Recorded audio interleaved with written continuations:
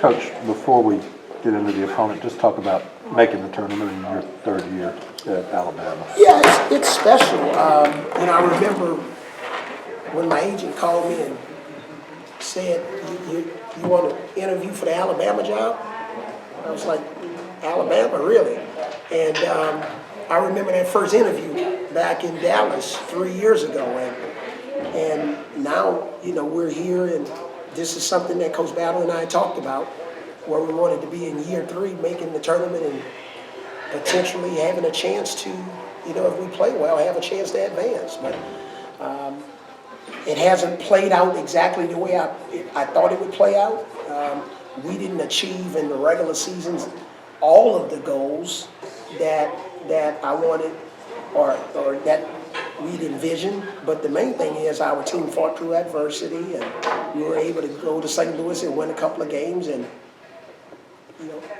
get a little bit of our swagger back and prove some areas of our game that were flawed, and here we are today. But I think the main thing to answer your question was the first thing I thought about was that first meeting I had 3 years ago. As best as you can tell, where's the confidence level with the team? Well, I think it's they're not overconfident, but it's much better than where it was about 10 days, 2 weeks ago. I just think they were very disappointed, as we were, being in that little rut and not being able to break through and win a game and get out of it. We came close in some games, obviously, and then we had one or two of what Daniel Giddings called our embarrassing performances. But I think they feel good about where they are, and I think they're ready to respond to some of the things we've been talking about all year. When I tell them catch the ball with 2 hands, it's not because I'm trying to be a mean coach, because I know 2 is better than 1. So, I think they stop fighting us on some things, of whether it's spacing or moving the ball, or when one guy gets trapped, you got to space the floor properly. So I just think a lot of the things that we talked about that had happened in the losing streak, we improved in some of those areas when we got to St. Louis. Coach, we saw the video of the team, saw Dante in with the team at the announcement. How's he doing? Well, I asked him what's 2 plus 2, he said 4, so he's doing better. But we hope to, we'll reevaluate him in the morning and see how much he can participate, if at all, in practice tomorrow. And if it's not tomorrow, we'll check him out on Tuesday. But the main thing is, we're optimistic, but until I see him jump ball on Thursday, at whatever time the game is, I'm just going to keep praying for it. Hopefully he'll get better and he'll be able to play. From an optics standpoint, how different is making the NCAA tournament versus being sensitive to NIT, which kind of invites a negative connotation? I mean, the NIT does, the NCAA does. Well, yeah, I just think if we were going to the NIT again for the 3rd straight year, I don't know if you could say that's legitimate progress based on what I said when I first arrived here. So from an optics standpoint, and from what I just experienced upstairs with our players and our family, it's obviously a great feeling, and it's one that I've never felt before as a coach. I felt it twice as a player, but I just think guys are excited. I told them it's a new opportunity before we went to St. Louis, new opportunity, new season, and now we've embarked on another new opportunity, new season. And I think it's actually kind of good for our team, because, when they feel like their backs are against the wall and now they understand, hey, it's win or go home. I'm hoping that'll really make them even more focused and energized and ready to do all the little things we know it takes to win a game. So you haven't done this before? Go ahead, I'm sorry. Go ahead. For you, this is something you've talked about, again, even preseason. How kind of refreshing is this to kind of see all the kind of time you put in come through? It's a breath of fresh air, because, as I was saying earlier, with all of our teams, when I walk in the gym after Memorial Day and I look at the team, I look at the talent, and basically when the schedule comes together, I have kind of numbers in mind of where I think we should be, and at different points of the season and the record. And we did that for all 3 years. And like I said, we just got to a point with this team where, you know, we couldn't break through like I wanted to. And then because of that, I thought that we underachieved in some of our games this year. But the SEC was as good as it's been in 15 years. And I think that's been helpful. But I just think overall, man, we just got to keep pushing, Alex. You know, we just got to keep pushing, keep fighting, keep moving. And hopefully, we'll have Dante back, hopefully. Because we've seen two games in St. Louis that when we're whole and we're healthy and we're playing pretty good basketball, we can be a pretty good team. Same what you were saying before, that you haven't gone through this before. This is a new experience, the whole preparing for an NCAA tournament on the run, you know, kind of on the fly, a new team. Have you talked to anybody about how to handle that kind of? Well, yes, I think one of the things is when you hire a guy like John Pelfrey, who has a tremendous amount of collegiate coaching experience, you lean on it. Obviously, Petway's been in the league and he's been in the tournament, and especially as a player, and his team made a deep run. And Yasir had a good run with Oregon. You lean on those guys. But at the end of the day, I think part of coaching is not just coaching in the game, it's scheduling, it's knowing when to practice. And before we went to St. Louis, we probably our practices were as short as it's been all year.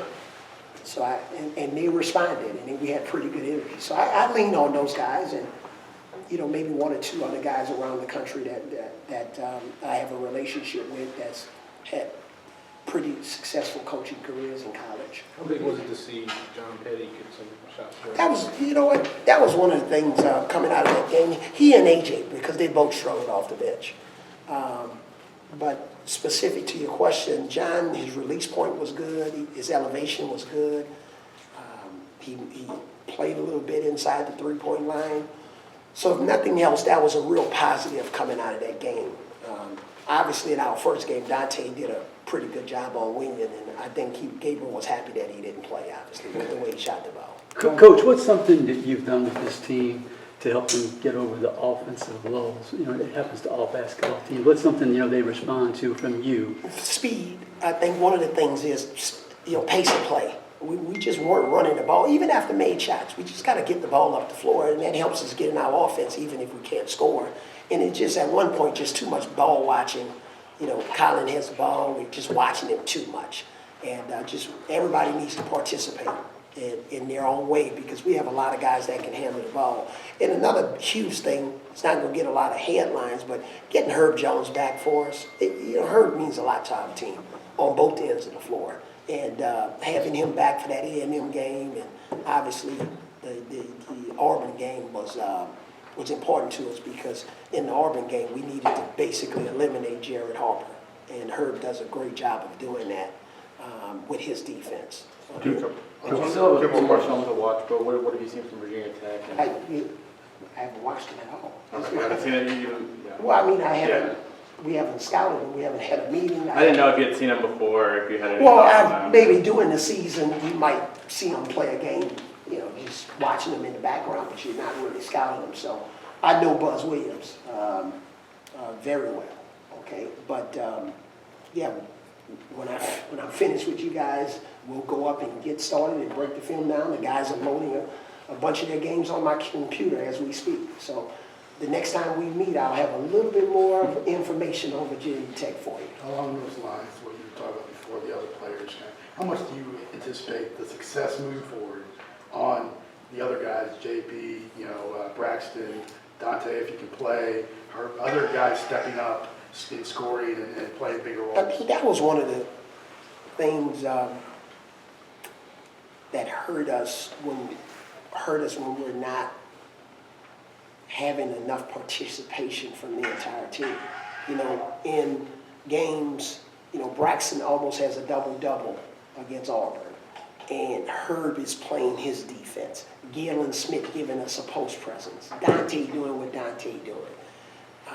JP, taking and making his shots or making the correct pass. And Dejan, getting to the free throw line. There was a stretch in the season where we were only getting spot production from our guys. But when we're all playing at a high level and everybody's thinking the game and we're one mind, it's a beautiful thing to watch. That second half, and even when we were up by 12 on A&M, it's when you're watching that on film, it's like, man, this is what we're after. But then, you know, we'll be up by 12 on A&M, and 3 out of 4 possessions, we're going to pass it to the other team for some reason and assist the other team. So I just think we've had a couple of recent level 3 halves, and when we do that, boy, we could be a pretty good team.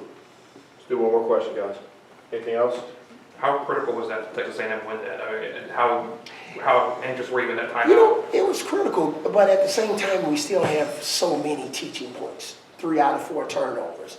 Okay, why did we, you know, go and double team Starks when he picked up his dribble and Herb has him under control, but we lost Gilder for a 3 by their bench.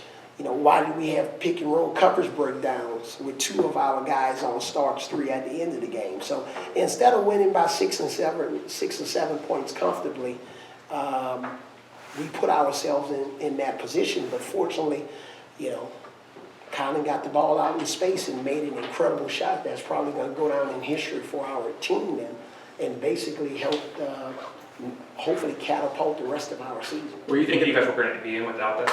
If you guys would have lost that game, you think you guys were in? I don't know. I'm not an expert on that. I'm not sure. I don't think it would have helped our chances. At that moment, though, were you kind of thinking this might be our season? This could come down to this? You know, things happen. Like I told you guys, you know, Greg Popovich, you guys probably would have never heard of Greg Popovich had he lost the game in Houston in his 2nd or 3rd year, right? We're sitting there 6-9, and we beat Houston, and it's a 50-game season, and we finished the season 34-16, win the championship, and now he's a legend coach, right? But had we not won that game at Houston, who knows? Crazy things happen in sports. You look at some of the things that's happened in college, and a guy makes a shot, an incredible shot, and keeps the team advancing early in the rounds, and then they make it and win it. So you just never know. Things don't always happen the way you want them to happen. I didn't want to have a 5-game losing streak. You know, that's instead of me sleeping 4 hours a night, then it's 2. All right, and I like sleeping 4 hours a night. And I don't never get 8, but I love 4. 4 makes my wife says I'm a better husband when I sleep 4 hours. All right, so but it has ended up the way it's ended up, and fortunately we're still alive. And however we're alive, we're alive. And let's see what happens. And I'm excited to go break this Virginia Tech film down, and hopefully we'll give ourselves a chance by playing some pretty good basketball.